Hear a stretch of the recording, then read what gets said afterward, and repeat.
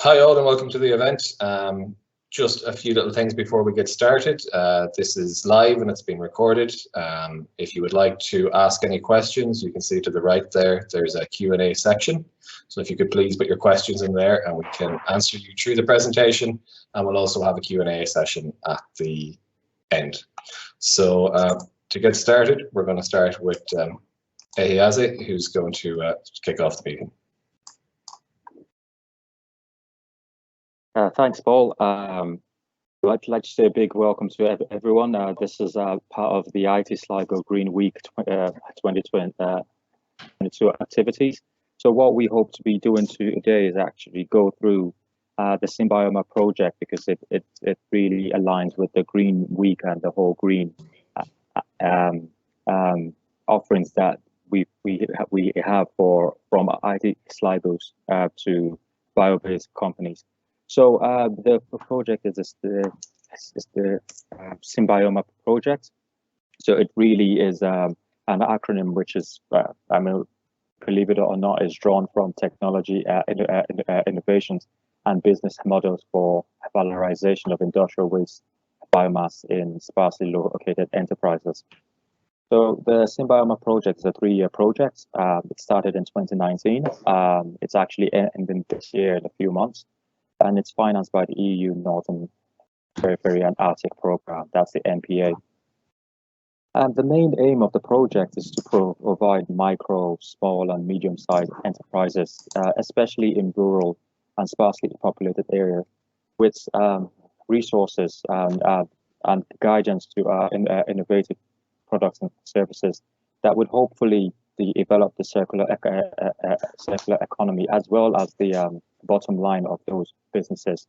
And we're focusing on rural and sparsely populated areas because the NPA region, most of the region is characterized by communities like this. So the objective of the Symbioma project is really to establish a multidisciplinary circular economy related technology innovation platform. Well, what we mean by a multidisciplinary technology innovation platform is that we're not just looking at technology offerings and how we can influence the product that could be obtained from waste biomass, but also we'll be looking at the social and the economic aspects that are quite important, even the political side of things, because all of this play a role in making sure that such enterprises and such industries can actually function very well. So we're putting forward a technology innovation platform, which I would reflect on at the end of this presentation.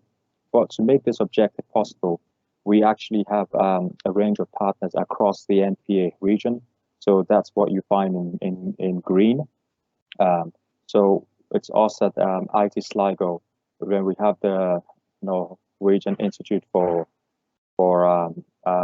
Biological Research, NIBIO, and partners in Sweden and in Norway. Sorry, in Sweden and in Finland, where the project is coordinated from. So that means we've got 4 research and technology institutions working together to develop this technology and innovation platform, and also work collaboratively so that we can use facilities in these institutions to help the SMEs that we work with.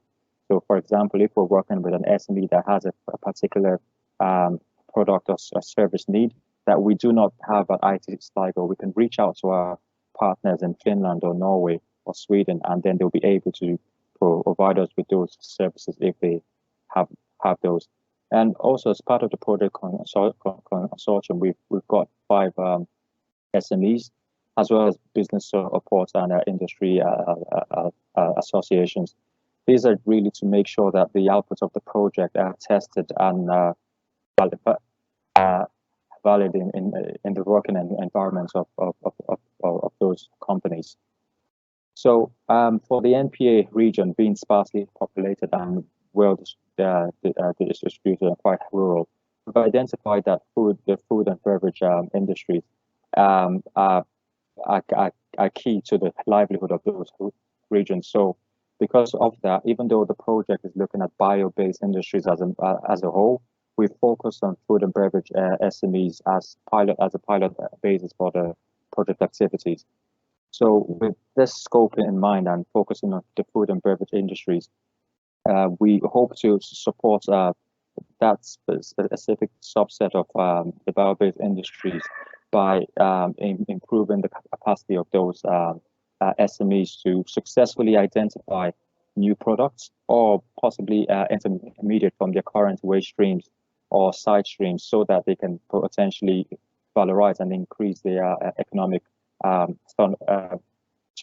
of the company. Then we hope to also help them facilitate the adoption of new business models that might alter or potentially change the way they do business. That would, in turn, bring them more towards the circular economy goal of the project. And then finally, we hope to support cooperation activities so that we can actually form new resource value chains in those companies and in others in the regions they work with. So to focus the activities of the Symbioma project, we've identified 3 key food and beverage sectors in the MPA region that we would even be focusing on further. And we've divided this among 3 partner countries. So like, for example, in Ireland, we will be focused on the seafood industry, and that includes everything from shellfish to oysters and mollusk processing to fish, fin fish processing. And then in Finland, they're focused more on breweries and distilleries. And in Norway, they focused on the potato growing and processing industries. And then we've got support from our Swedish research partners in helping to propose a model and business models that can actually be applied across these sectors. So overall, we've got the business and the technology aspects of the projects. Like I said, with the business side, which is really been driven by our Swedish partners, they'll be looking at creating new value chains as well as providing new business circular economy business models. And then from the technology aspects, like it's carried out at Sligo, we'll be looking at working very closely with the industry partners and looking at the current business practices and how we can further that to help them in reaching new product streams from their waste streams or intermediates. And the bottom line is, at the end of the day, we want to be able to have a very robust technology innovation platform which you can access online that would be able to provide anybody working in those sectors and potentially replicate it in other sectors with business tools and SME clusters, as well as particular information on what you can do with your waste streams depending on the food or beverage sector that you're in, and with the intention that we would actually reach up to over 75 potential businesses and create change in those businesses.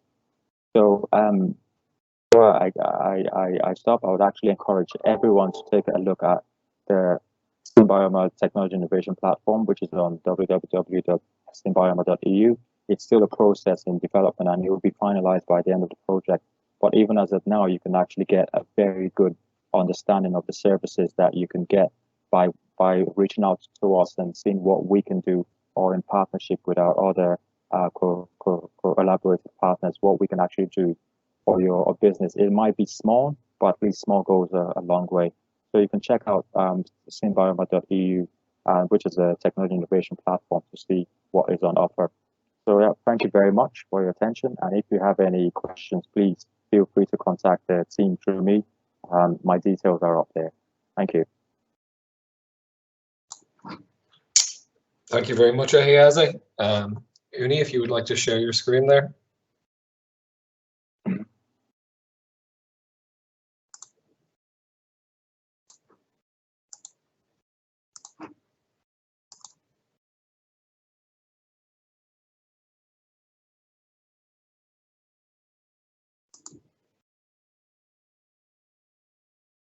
That's perfect. Thank you, Uni.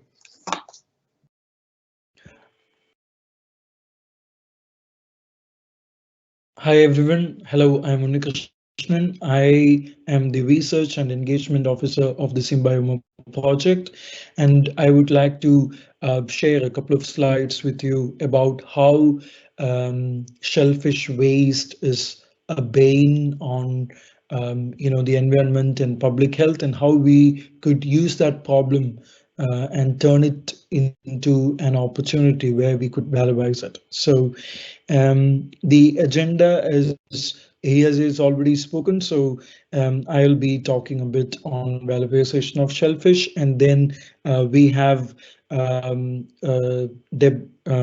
Brun, Iasc TO. They have kindly agreed to share their experiences about the project after my talk, and then there would be a Q&A. So when we talk about shellfish waste in the Irish scenario, Ireland still lacks business models to deal with shellfish aquaculture and processing waste. One example is crab processors. So only 20% of crab is edible. So the rest of that ends up in landfills, or the products that they are made are not really of high value. Also, another concern, as I mentioned in the beginning, is about landfills of shellfish being a public health concern. This is the problem that we were addressing in Symbioma, and applying the principles of circular bioeconomy, there are many different areas where we could kind of, um, you know, um, uh, disperse this or utilize this shellfish waste. So if you look at this particular figure here, so the key areas like, say, for example, food in health, say for the environment, say as a soil conditioner, or using it in the construction sector, which itself has a huge carbon footprint. So if you could use a waste product from the fish processing or shellfish into an industry which is very polluting and which has a toll on the environment, I think that really ushers in the circular economic concept. So the focus has been on either a small scale, high valued products, or maybe you sometimes have to go for disposal in bulk. So there would be a large scale disposal, but there would be a low value product made. So the aim of all these actions are towards addressing short-term environmental issues, and also, as I mentioned before, bring all these different sectors into play to kind of bring in circular bioeconomy to shellfish waste in general. And to this end, the project has engaged with stakeholders all over the northern periphery and Arctic region. And there has been academia industry collaborations. So as I mentioned before, Brun, ESTO, Ocean Knowledge, some of the companies and that we have partnered with.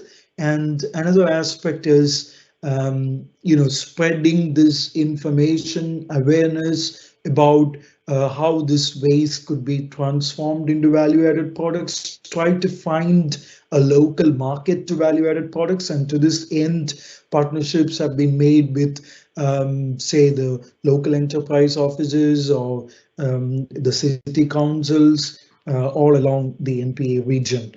So another aspect, again, is always to engage the research community and, to foster multidisciplinary research in this area. So as I mentioned before, there are so many different sectors where circular bioeconomy products could be rooted into, like, say, for example, construction. So you need people from that sector. So like that, this has been like, try to bring in a holistic approach to address the waste in shellfish industry. So I would now hand over the baton to the company. So I think they would be happy to share a few words about their experiences. Thank you. Thank you, Uni. I'll just hand you over now to Brun. Okay, we're good to go, lads. Yeah. My name is Ted Browne, and we were crab processors here for 40 years. And around the year 2000, up for the first 20 years, we were just processing the claws of the crab. And with the pressures then that came on us, we had to take in the whole crab. So we were extracting all the meat, so we were left with an awful lot of shell. We knew the shell was of value, but we didn't know what to do with it. And with the basic research we did, what we were trying to do with it was to see what the main problem originated inside in the factory, where the fish was being dumped at sea and the bacteria was building up as it left the factory and went onto the boat. The fishermen were getting contaminated. The lorry driver who went out in the boat with them was contaminated and bringing all the contamination back into the factory again. So we knew we had to break that. That was the biggest problem, and we successfully did it. The what you do then with it was, of course, we came up with the idea of composting it, and that took a lot of. We didn't know what we were at. We didn't have a clue what we were at. So we started. We built a small little. We mixed bark and shell and piled it high inside in a small little shed, and watched the temperatures grow. But they only grew to, I think we got 35 degrees. And then we're working again. Just one day, as it happened, a tractor was passing the place and had a bucket in front of it. We took down the pond boards and he aerated it, and we took our probes again, and the temperature flew up. We knew then we were on the right road, and we started building the following day. And we built a fine composting store. After a while, you know, we didn't know anything about category 1, 2, or 3. After a while, the rules from the EU came out and said we were category 3, and we had to double the size of the plant, where we had a mixing plant and a storage plant and a maturing plant. This took on an awful lot of time and an awful lot of effort, but it was quite close to the factory, so I was lucky. I was up and down the whole time watching the temperatures and stuff. And eventually, anyway, we got it up and running. We got our carbon nitrogen ratio correct, and that did us on for to where we are today. Now the scenario is changing. The brown crab is finished, and we're on a new crab. And I let John. You know, it's a different composting process. It's a different makeup altogether of fish. And yeah, we started doing the spider crab last summer because the brown crab stocks were being depleted. And what we found is that there's 3 times the chitin in the spider crab shell than there was in the brown crab shell. The fishery is very manageable, it's very sustainable, and we're hoping to build a sustainability report also with this fishing, which will tie into everything being sustainable, nothing being overfished. We're only harvesting certain size out of the sea with the crab as well. So I suppose we're just trying to tie everything in together.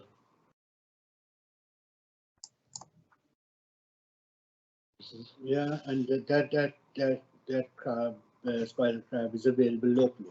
It's in Tralee Bay. We're in Dingle Bay. It's the next bay up, so it's only 20 miles down the road from us, and there's an abundance of it there from what little bit we did last year. As I alluded to earlier on, the composting then is completely different because of the higher chitin, I presume, into it like that is composting much faster, and that gives us different a scenario because as you can imagine, not alone do you have to compost the fish, but you also have to compost the carbon source. And the carbon source then would have to compost as well. And so if you left, so there are the problems I see, but that's not a problem. It's just there to be sorted. We were very affected by the financial collapse in 2008. And we were in the middle of it that time, in the middle of researching the whole time. We had no outside help. We had plenty of accountants' help, but we had no, where we lacked completely was the outside help with international kind of experience, not to make the product as such, but to find the value added to it. The one thing I can see with the higher chitin content of the spider crab is that we'd have to look at ways, maybe extracting the chitin, I don't know. But those kind of laboratory tests would kind of help us an awful lot in that way. Yeah, we have a beautiful, beautiful plant, and two of the lads have been down with us and gone through it, and we have a license. We are category 3, and it cost an awful lot. It cost us over $1 million to put this plant up and running. It was very easy to build a plant, but to get the knowledge how to do it was the problem. And you know, after a while, and every movement you make in composting, your results mightn't be there for a couple of months. And so we got so involved in this, really, that we had to keep going with it until we got in the final product. Any question? That's perfect. Thanks very much, lads. We'll actually move on to the Q&A, and we'll see if there's any questions from the audience, or I have some prepared here as well. But thanks, that was very informative. Thank you. Okay. So if anybody wants to, any of the audience wants to ask any questions, you'll see on the right-hand side there should be a Q&A section where you can put in a question. Feel free to use that. But just to get started, for the Symbioma people, from the work that's been carried out already, what opportunities have you found, and is it viable? Who'd like to answer that question? We have Ehiaze here, Uni, and Zia. So I'll believe Zia to actually answer that first. Okay. Okay, Zia, whenever you're ready. Yeah, I'm ready. Yeah.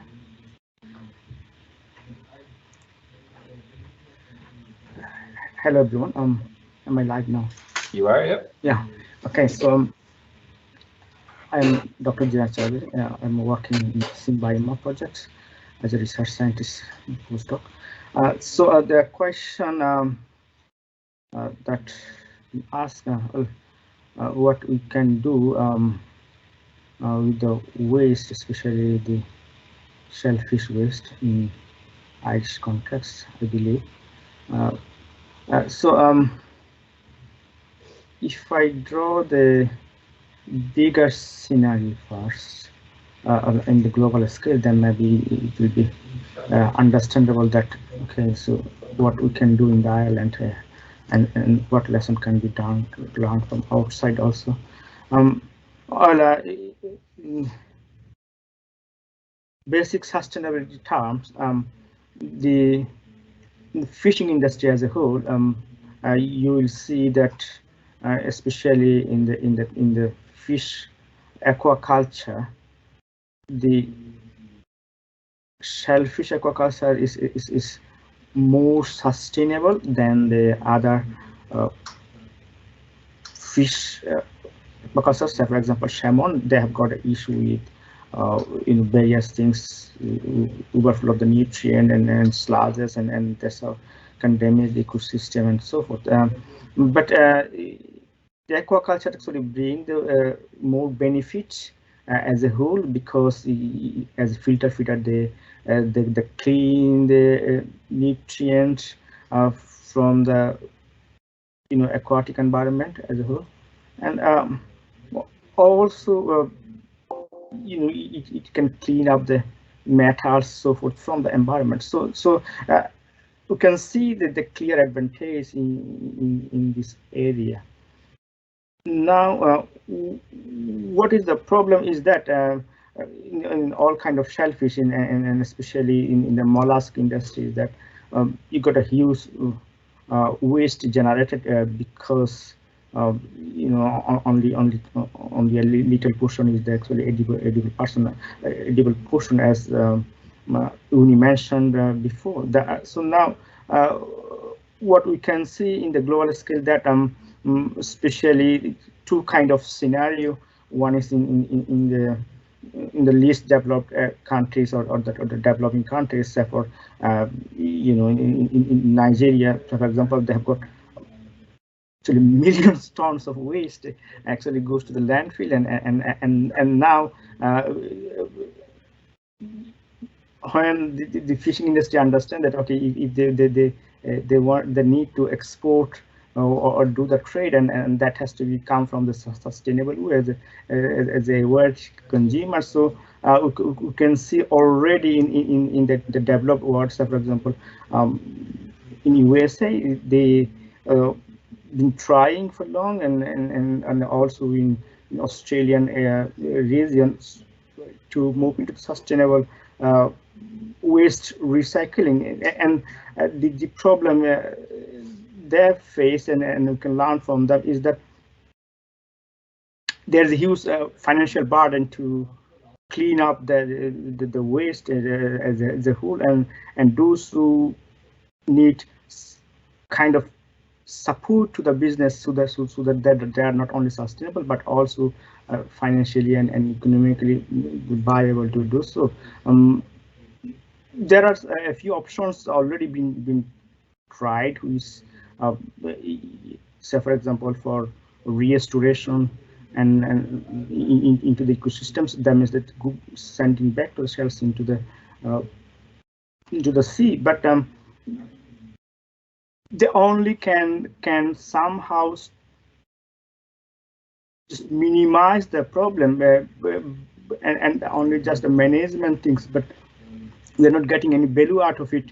And so in terms of a circular economic concept, that we can maximize use those resources, so that means that we have to move away from the on lower scale management into not only solve those issues of those, as Ted also mentioned, that category 2, even those kind of legislative things they have to move to the before any kind of using of those shells. So they have to clean those up and clean cost money. So especially the learned lesson I can see from the Spanish mussel industries, they have teamed up with the local industries. Say for example, I know one of the company that's called Abonomor. So they're a construction industry.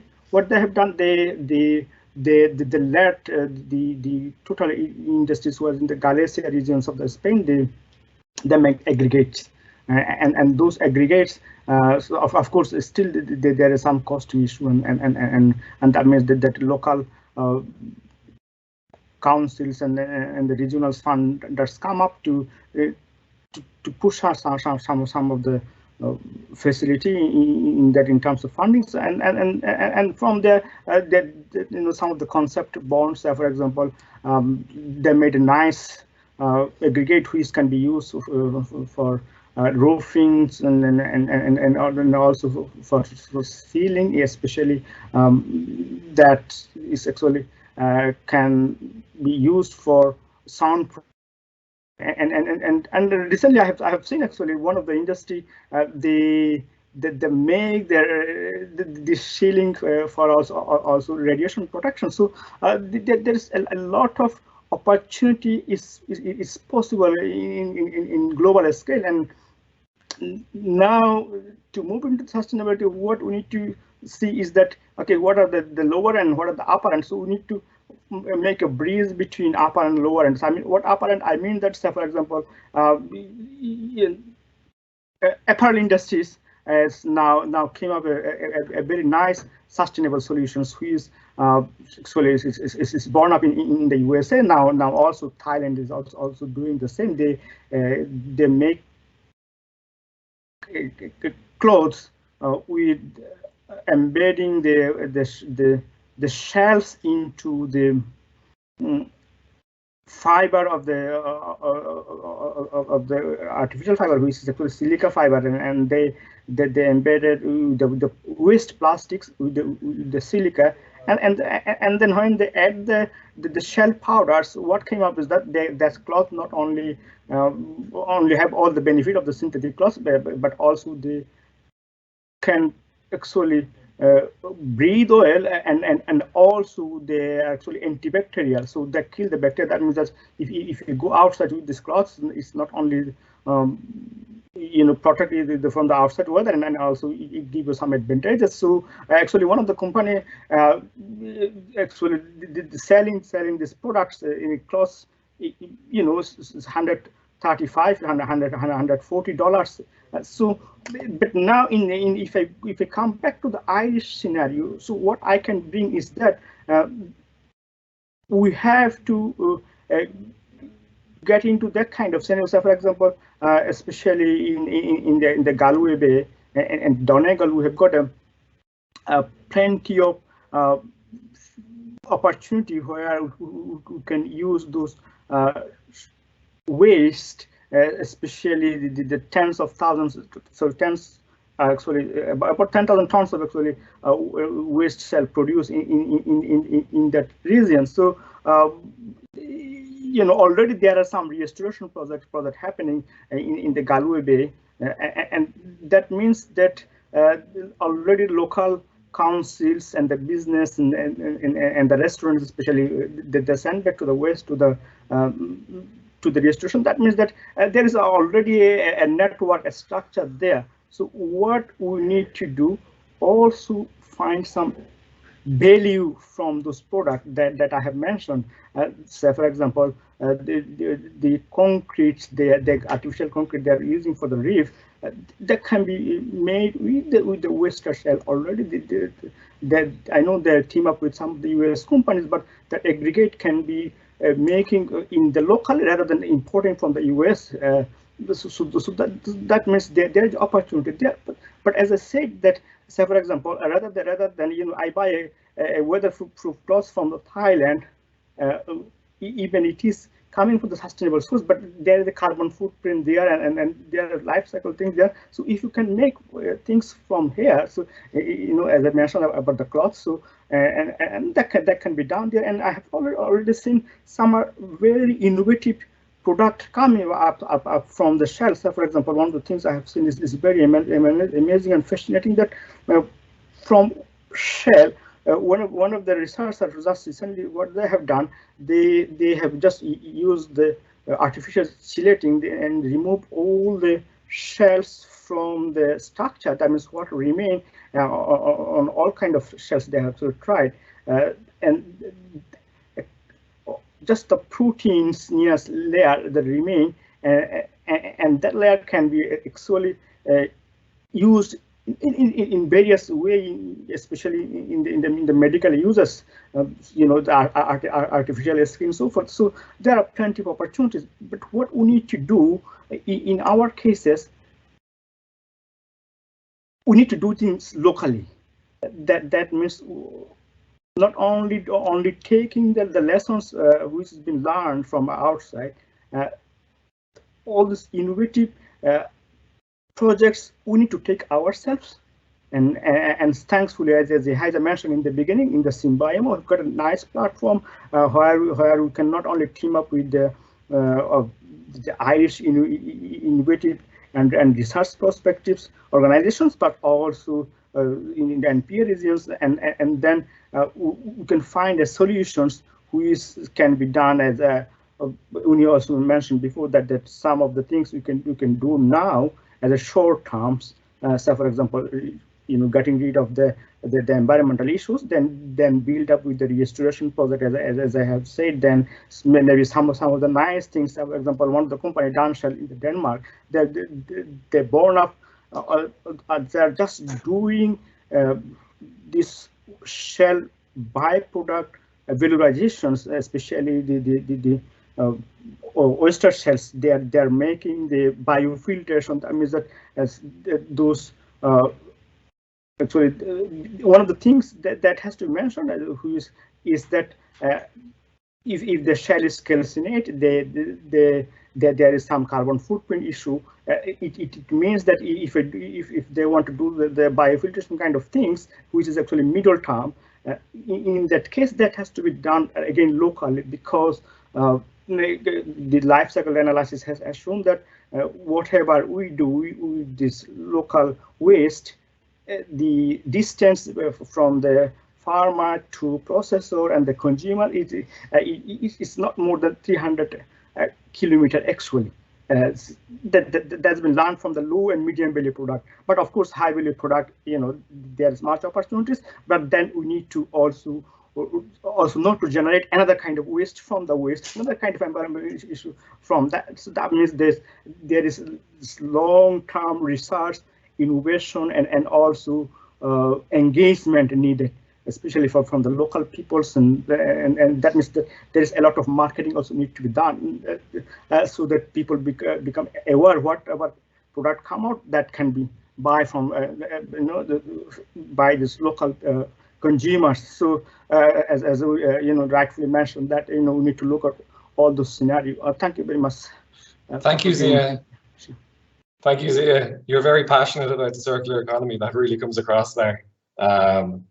I might just move on to another question.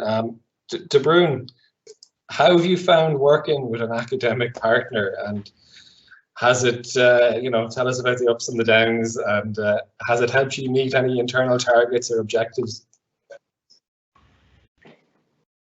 Yeah, go on, you do it. This has definitely opened our eyes to different ways of moving the. Well, we know that we need help. Understand? We need help to bring it forward. And I suppose we would not be very well educated ourselves, but we know. I suppose we know what is right and what's wrong and what way we need to go. This is the stumbling block that we're finding now, that we need to embrace the scientific part of our research. And as I'm getting older, I don't have the same energy I had when I started. But when it gets a bit complicated in the science department, we would love to work with the partners, and because we don't have a choice. We need to work with scientific partners in what we're trying to do. One thing I failed to mention was, the main thing when I researched the chitin factories that were already producing chitin, the biggest problem they had was it was seasonal. And so normally factories like to work on a yearly basis. So to be able to stabilize the shell, to use it for when you need it to make a 52-week production, thing like that. Extracting the shell from what we have already done is a feasible option, and see what chitin can come out of that, especially with the spider crab, as there's 3 types of chitin. You must remember the brown crab is very high in calcium, and it's like rock, so that's why it has a prolonged composting phase, whereas the spider crab completely goes on fire. Working with partners will be very open and welcoming. That's perfect. Thanks very much. And just maybe 2 more questions, and then we'll wrap up. I see we're moving on time. From the project for the Symbioma team, what funding have you found for companies who want to valorize their waste?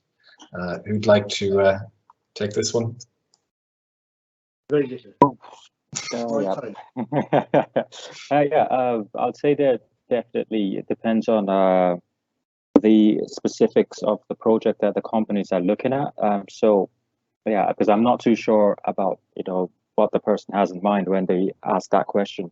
So if they're just looking for a way to investigate what they could do, there are a few innovation vouchers that they can actually help in that we can actually help in applying for. I'm guessing after I even answer this, Paul could comment and give a few words about that.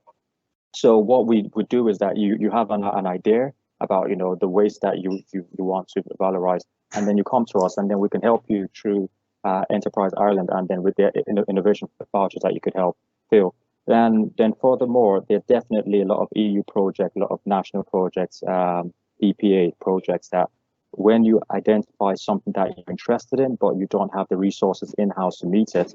So even as of now, I'm hopefully targeting something next year with the Brun, where we can sit down and have a larger scale project, because I am appreciative of the work that Ted had done in the past, to bring the project up to this stage with the soil conditioning. But you could potentially then write an EU project with them as partners, or with other companies as partners, where part of their work is funded, so that at least so there are different funding schemes. But like I said, so it depends on the particulars that those companies are looking for. And so once they reach out to us, our contacts are on the TIP.